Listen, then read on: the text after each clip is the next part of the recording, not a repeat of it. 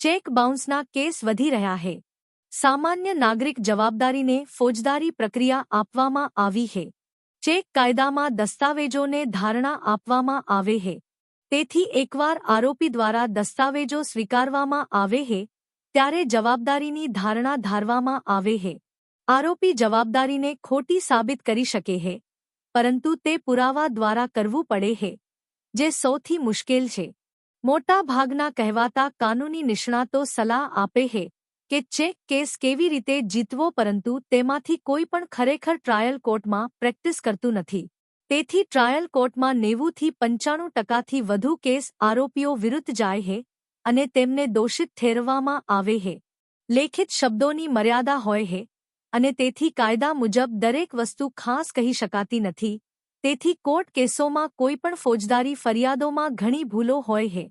ફરિયાદી જે બીજી સૌથી મહત્વપૂર્ણ ભૂલ કરે છે તે છે કે તેઓ માને છે કે ચેક બાઉન્સ કેસ દાખલ કરવા માટે પૂરતું છે. તેથી મોટા ભાગની ફરિયાદો ફક્ત મૂળભૂત તારીખ બદલીને સિવાય અગાઉની ફરિયાદોમાંથી કોપી પેસ્ટ તરીકે દાખલ કરવામાં આવે છે. અને ક્રોસ એક્ઝામિનેશનમાં લીડિંગ પ્રશ્નો કોઈપણ ચેક કેસ જીતવા માટે સૌથી શક્તિશાળી હથિયાર છે. પરંતુ લાખોમાંથી એક લીડિંગ પ્રશ્નોમાં નિષ્ણાત હોય છે. મોટા ભાગના કહેવાતા કાનૂની નિષ્ણાતો જેમને વ્યવહારુ અનુભવ નથી, તેઓ સીધા પ્રશ્નો સૂચવે છે. સીધા પ્રશ્નો દ્વારા આરોપી ફરિયાદો પણ સાબિત કરે છે, કારણ કે સાક્ષી જે પણ જવાબ આપે છે તે આરોપી માટે બંધન કરતા છે. ક્યારે, ક્યાં, કેમ બધા સીધા પ્રશ્નો અને ખોટા જવાબ અથવા બહાર સાચા ખોટા જવાબ પણ આરોપી માટે બંધન કરતા છે અને દોષિત ઠેરવવામાં આવે છે, કારણ કે ખોટા જવાબને ખોટા સાબિત કરવા માટે પુરાવાની જરૂર પડે છે, જે આરોપી એકત્રિત કરી શકતો નથી. અમે આરોપીને ટ્રાયલમાં હાજર રહેવા માટે આમંત્રણ આપીએ છીએ, ખાસ કરીને અમારી ટીમ દ્વારા ફરિયાદીની ક્રોસ એક્ઝામિનેશન.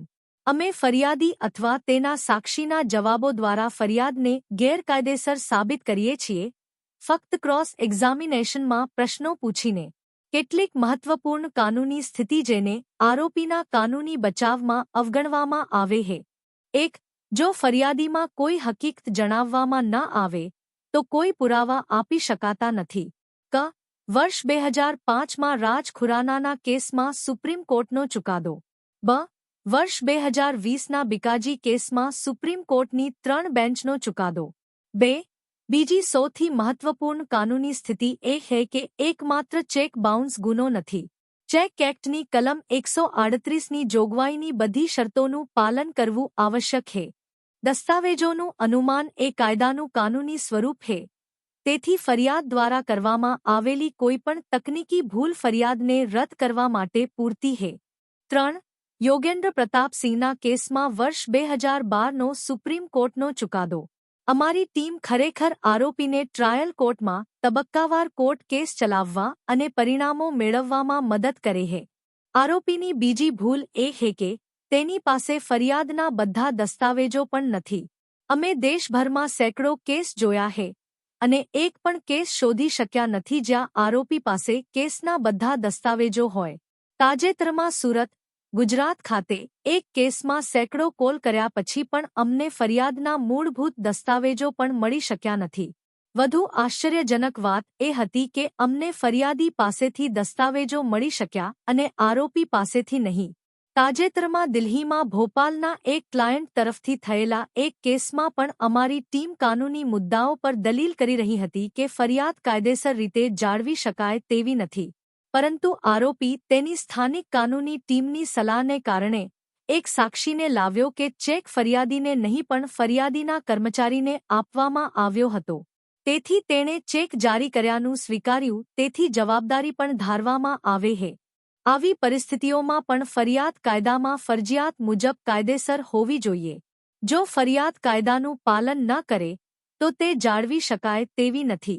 તેથી આ કિસ્સામાં પણ અમારી ટેકનિકલ સમસ્યા મજબૂત હોવાથી વિરેન્દ્ર પ્રતાપ સિંહ કેસમાં સુપ્રીમ કોર્ટની 3 ન્યાયાધીશોની બેન્ચ દ્વારા નિર્દેશિત ફરિયાદ કાયદેસર રીતે જાળવી શકાય તેવી નહોતી અને તેથી કોર્ટે ફરિયાદ ફગાવી દીધી.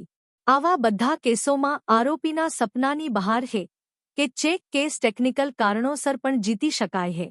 કારણ કે આરોપી તેની કાનૂની ટીમ દ્વારા સતત બ્રીફિંગ દ્વારા ચેક બાઉન્સ થાય છે, તેથી દોષિત ઠેરવવામાં આવે છે. આરોપીઓને ખાતરી આપો કે જો ફરિયાદ કાયદાની જોગવાઈઓ મુજબ કાયદેસર રીતે જાળવવા યોગ્ય ન હોય તો તે રદ કરવાને પાત્ર છે, પરંતુ તે કરવામાં આવશે નહીં. તમારે તેને કોર્ટ સમક્ષ વિગતો સાથે લાવવાની રહેશે. જો તમે ચેક બાઉન્સના કોઈપણ ફોજદારી કેસનો સામનો કરી રહ્યા છો, તો તમારા કેસની વિગતો મોકલો અને અમે તમને પરિણામો સાથે કોર્ટ કેસ લડવાની વિગતવાર પ્રક્રિયા જણાવીશું. ઈમેલ સરનામું વર્ણનમાં આપેલ છે.